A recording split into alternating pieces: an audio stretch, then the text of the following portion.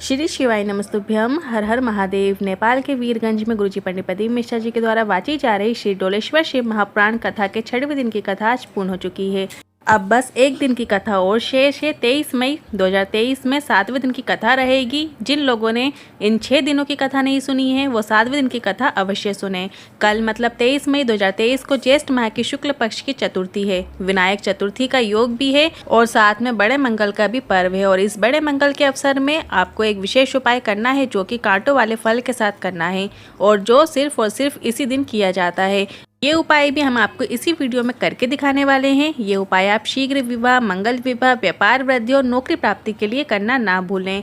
आज की कथा में गुरुजी ने 13 उपाय पत्र उपयोगी जानकारियां दी हैं। सभी की जानकारी आपको इस वीडियो के माध्यम से देंगे। किसी कारणवश यदि आपने आज की कथा नहीं सुनी है तो पूरी कथा का रास्ता तो आपको इस छोटे से वीडियो से प्राप्त हो जाएगा। पिछले वीडियो में हमने एक प्रश्न किया था, क्या शिव दहली या चौखट पर पैर रख सकते हैं? तो सही उत्तर है बी, नहीं।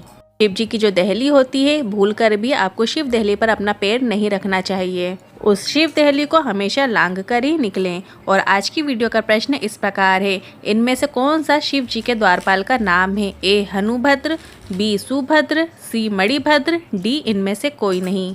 आप इस प्रश्न का उत्तर कमेंट के जरिए हमें भेज सकते हैं और हम इस प्रश्न का उत्तर कल के वीडियो में आपको बताएंगे। तो बढ़ते हैं आज की कथा की पहली जानकारी की ओर। भगवान के सामने जब भी जाओ तो प्रार्थना आपकी होनी चाहिए। किसी की लिखी हुई पढ़ी हुई प्रार्थना नहीं होनी चाहिए। आपको लाइन अपनी रट कर नहीं जाना चाहिए। आप तो अपने हृदय की बात जैसे आपसे बनता है उस तरीके से महादेव से बोल दीजिए। अपनी गलतियों को महादेव को बता दीजिए और बोल दीजिए, महादेव हम जैसे भी हैं आपके हैं, पापी हैं या पुण्यवान हैं आपके हैं। दिल से की गई बात या प्रार्थना भोलेनाथ ज़रूर सुनते हैं। बढ़ते हैं आज की कथा की दूसरी जानकारी की ओर। हमें चेत जाना चाहिए, हमारे अंदर चेतना आ जाना चाहिए। हमें भगवान के मंदिर जाना है। अर्थी उठे उससे पहले हमें एक भगवान की माला या जल या बेलपत्र उठा लेना है, क्योंकि अर्थी उठने के बाद ना जल चढ़ा पाओगे ना माला उठा पाओगे। आग लगे शरीर में उससे पहले हमें अपने अंदर के अहंकार को, अभिमान को जला देना चाहिए। समय से पहले हमें चेत जाना चाहिए। बढ़ते हैं आज की कथा की तीसरी जानकारी की ओर। अनीता देवी नेपाल से ही पत्र लेकर आई। मेरी बेटी का मेडिकल एग्जाम नेपाल में हुआ। मैंने मेरी बेटी के लिए पशुपतिनाथ व्रत किया पर मेरा व्रत टूट गया और मेरी बेटी पास नहीं हो पाई। फिर मेरी बेटी ने जो एग्ज़ाम दिया था वो वर्ष में एक बार ही दिया जाता है। इसके बाद अगले वर्ष मैंने और मेरी बेटी दोनों ने पशुपतिनाथ व्रत किया और इसके बाद मेरी बेटी ने यह कहा, इस बार मैं 3 एग्ज़ाम दूंगी, MBBS, BDS और एक और अन्य एग्ज़ाम दूंगी और अगर पास हो गई तो मान जाऊंगी पशुपतिनाथ हैं, डोलेश्वर महादेव हैं। इसके बाद मेरी बेटी ने बेलपत्र की बीज वाली पत्ती में शहद लगाकर बेलपत्र को शिवलिंग पर चिपकाकर एग्ज़ाम देना शुरू किया। बेटी ने अपनी ओर से भी कोई कमी नहीं छोड़ी, पूरी मेहनत से पढ़ाई की और बाबा की कृपा से जहां एक वर्ष पहले एक एग्ज़ाम नहीं निकला था, इस वर्ष तीनों एग्ज़ाम में वह पास हो गई है। उसी का आभार व्यक्त करने कथा पंडाल में आई हूँ। बढ़ते हैं आज की कथा की चौथी जानकारी की ओर। शिव के अश्रुओं से उत्पन्न रुद्राक्ष नेपाल में पूरे दुनिया को दिया है। शिव महापुराण में आपको 1 से 14 मुखी रुद्राक्ष का वर्णन सुनने को मिलेगा और अन्य पुराणों में आपको 24 मुखी तक के रुद्राक्ष का वर्णन सुनने को मिलेगा। और सबसे कठिन मिलने वाला रुद्राक्ष है 1 मुखी रुद्राक्ष। यह बहुत कम देखने को मिलता है। उसी तरह 1 मुखी व्यक्ति भी देखने को नहीं मिलता। हर इंसान के कई चेहरे हैं, अभी कुछ बोलेगा बाद में कुछ और बोलेगा। बढ़ते हैं आज की कथा की 5वीं जानकारी की ओर।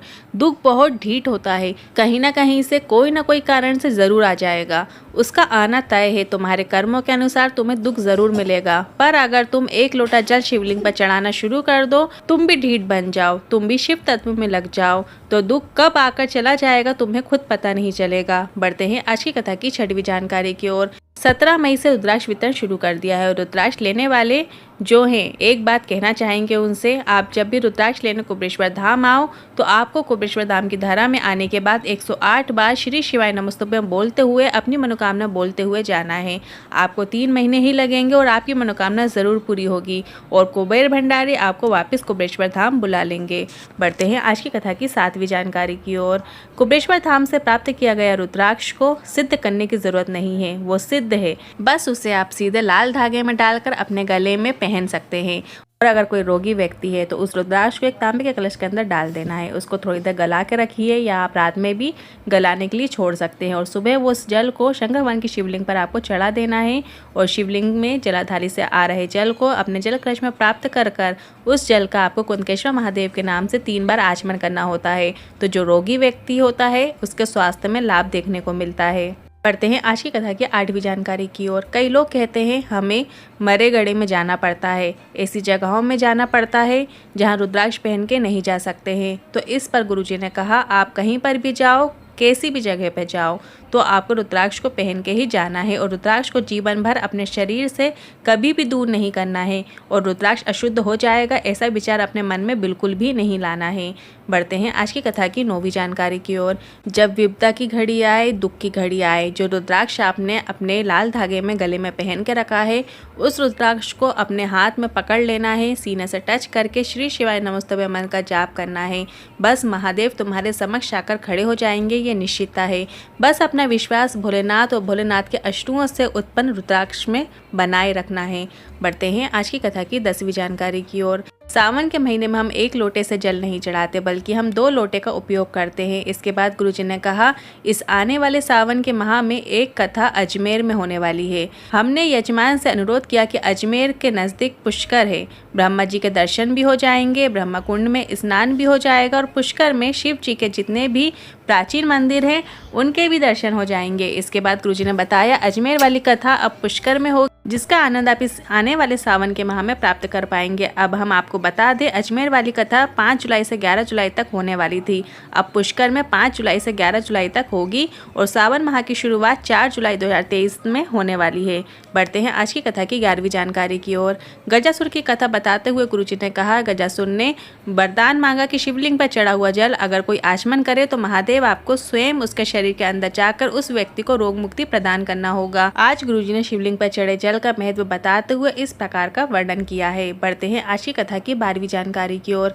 23 मई दिन है मंगलवार का और तिथि है ज्येष्ठ शुक्ल की चतुर्थी और विनायक चतुर्थी तो है ही, साथ में बड़े मंगलवार का योग भी बन रहा है। ऐसे में मंगल दोष या किसी भी अन्य दोष के कारण अगर आपके जीवन में उथल पुथल मची हुई है, मतलब आपके विवाह में अड़चने आ रही हैं, रिश्ते आना बंद हो गए हैं या फिर बात बनते बनते बिगड़ जाती हो और आपकी उम्र 32, 34, 38, 40 वर्ष के हो गए हो, तो इस मंगलवार को आप ये उपाय ज़रूर करें। अगर आपका व्यापार में लाभ नहीं हो रहा हो, हानि ही हानि हो रही हो, व्यापार वृद्धि के लिए भी आप ये उपाय कर सकते हैं। सरकारी या प्राइवेट किसी भी प्रकार की नौकरी नहीं लग रही हो, बहुत हताश हो गए हो, तो भी आप ये उपाय कर सकते हैं।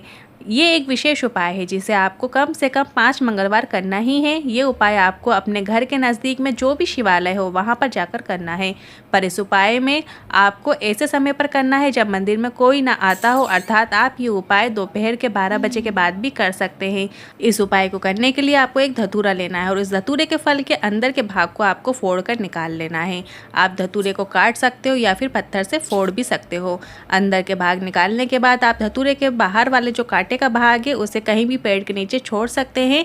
अब धतूरे के जो फल है, जो अंदर का भाग है, आपको उसे शिवालय लेकर जाना है, श्री शिवाय नमस्तुभ्यं बोलते हुए शिवलिंग के ऊपर छोड़ देना है। इसके बाद आप 1 लोटा जल या 2 लोटा जल शिवलिंग पर ज़रूर अर्पित करें। धतूरे का फल जहरीला होता है, इसलिए इस उपाय को करने के बाद अपने हाथ को जरूर धो लीजिए और ये उपाय तभी करें जब शिवालय में कोई ना हो, ताकि इस जल का आचमन कोई ना कर ले। आपको भी इस उपाय में शिवलिंग पर जल चढ़ाने के बाद जल का आचमन बिल्कुल भी नहीं करना है, इस बात का ध्यान रखिए। इस बात का भी ध्यान रखें ये उपाय आपको कोई भी एक मनोकामना के लिए उपाय करना है, तो शीघ्र विवाह या तो व्यापार वृद्धि के लिए या नौकरी प्राप्ति के लिए आप तीनों उद्देश्य के लिए ये उपाय कर सकते हैं। उपाय पूरा कर लेने के बाद जो धतूरे का फल आपने चढ़ाया है उसको उठाकर आपको विसर्जन जरूर करना है, इस बात का भी आपको ध्यान रखना है। इसके बाद जो गुरुजी की अगली कथा है वो झालावाड़ में होने वाली है, जो कि 26 मई को रहेगी। एक दिन की शिव चर्चा होगी। वो लोग झालावाड़ के नज़दीक में हैं, आसपास के हैं, वो लोग इस शिव चर्चा का लाभ ज़रूर उठाएं। इसके बाद जो गुरुजी की अगली कथा है वो 1 जून से 7 जून तक औरंगाबाद में रहेगी और इसके बाद जो गुरुजी की अगली कथा है वो 10 जून से 14 जून तक भोपाल में रहेगी। कथा का आनंद आप आस्था चैनल और यूट्यूब पर भी प्राप्त कर सकते हैं। कई लोग प्रश्न करते हैं, जब भी हम लंबी बाती का दीपक लगाते हैं, चाहे हम बेलपत्री के वृक्ष के नीचे लगाते हैं, चाहे भगवान के सामने लगाते हैं, तो हमें किस ओर अपना दिए का मुख रखना चाहिए। जैसे लंबी बाती का मुख हमें भगवान की ओर रखकर जलाना चाहिए, प्रज्वलित करना चाहिए, या हमें अपनी ओर रखना चाहिए। तो यदि जब हम अपनी कोई कामना रखकर दीपक प्रज्वलित करते हैं तो उस दीपक की बाती का मुख हमें अपनी ओर रखना चाहिए। और जब हम अपना सब कुछ भगवान के ऊपर छोड़कर पूजा अर्चना करते हैं, दीपक प्रज्वलित करते हैं, तो हमें जो दीपक की बाती का मुख है वो भगवान की ओर रखना चाहिए। उपायों से लेकर मन में कोई सवाल या क्वेश्चन है तो आप कमेंट बॉक्स के जरिए पूछ सकते हैं। वीडियो थोड़ा भी उपयोगी लगा हो तो वीडियो को लाइक करके कमेंट बॉक्स में हर हर महादेव जरूर टाइप कीजिएगा। श्री शिवाय नमस्तुभ्यम।